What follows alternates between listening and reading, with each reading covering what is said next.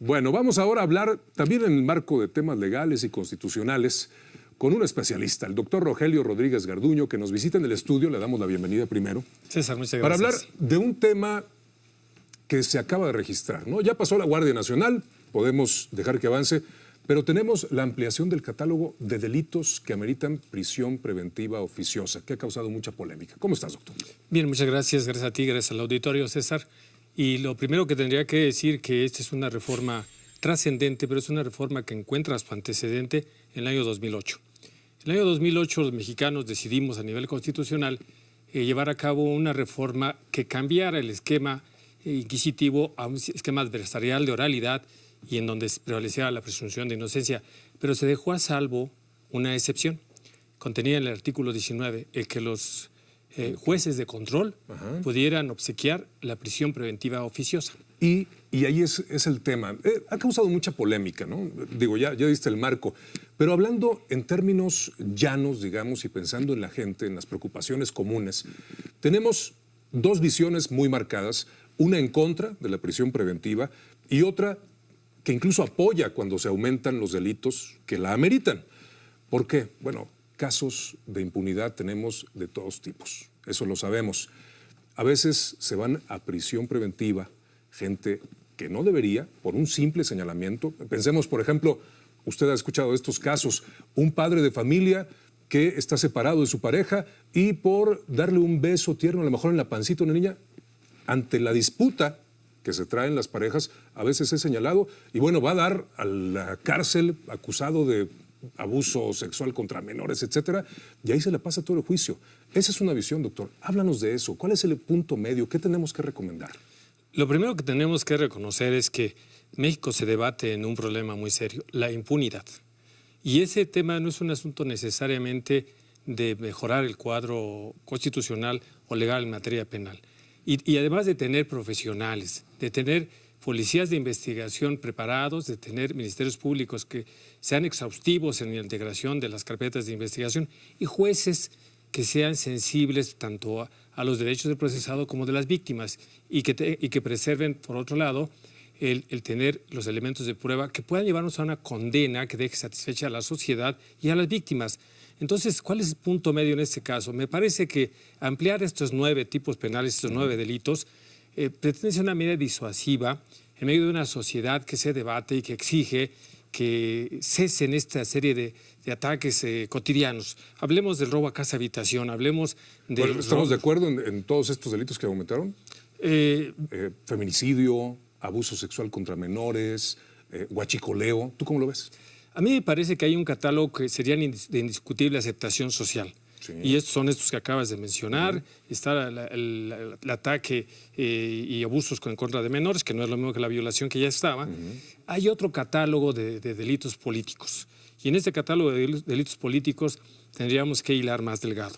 Y estamos refiriéndonos, por ejemplo, al uso de programas sociales con fines electorales. Sí, y le interesaba mucho al presidente. Y en este caso, si bien es legítimo, tendremos que trabajar muy fuerte, la sociedad tendrá que trabajar muy fuerte, las policías, las instancias de investigación e, insisto, los ministerios públicos. El tema del enriquecimiento por corrupción creo que es una demanda histórica de los mexicanos. Ahora, ¿de qué quiero dar cuenta, César? Tal vez algo de lo que no se ha hablado con el rigor, y me parece que es momento de hacerlo.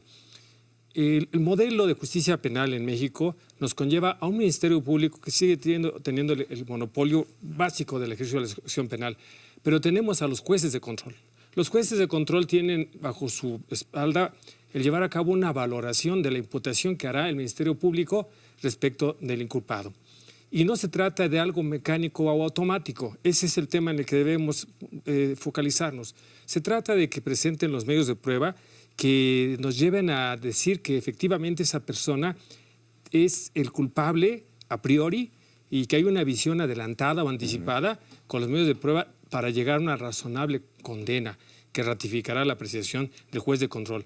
O sea, esto se trata, digamos, de una aproximación, de una visión con los medios de prueba primarios.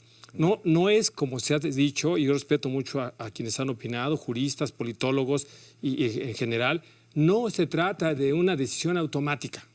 No se trata de que los jueces de control, por el simple hecho de estar en el catálogo, decreten la prisión preventiva oficiosa. Se trata de que una vez que valoren la imputación, si hay flagrancia, si existen los medios de convicción fundamentales, el ejemplo que decías, tendría que dejarse el beneficio de la duda, el principio indubio pro reo, y no podría el juez obsequiar la prisión preventiva oficiosa. El hecho de que sea el catálogo no significa que mañana vamos a tener en la cárcel a todos los que sean señalados por estos delitos, pero sí, por ejemplo, debo señalar el caso de la aportación de armas de fuego de uso exclusivo de las Fuerzas Armadas. Que ahora es tan común, además. Hemos visto reiteradamente en los noticiarios, tú has dado cuenta, y otros medios, cómo alguien es detenido bajo portación de armas de fuego de uso exclusivo del Ejército y con una puerta giratoria sale porque no se le decreta la prisión preventiva.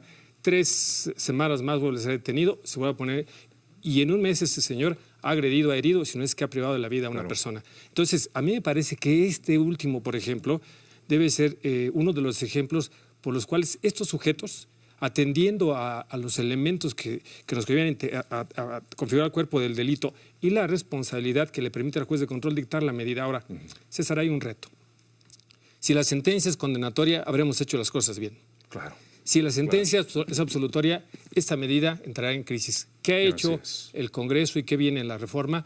Un artículo transitorio que dice que en 5 años tendrá que llevarse a cabo una medición para que en su caso, y ojalá lo recordemos hoy, y en 5 años lo estemos discutiendo, se retire esta medida.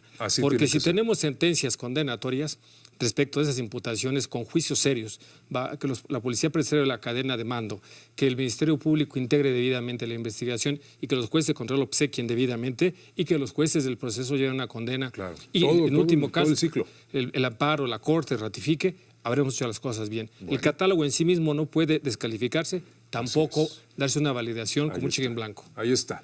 No es mala de suyo la reforma del 19, siempre y cuando se haga lo adecuado, y aquí lo has expuesto. Muchísimas gracias, doctor. Gracias a ti, César. Hasta la próxima. Gracias al auditorio. Gracias.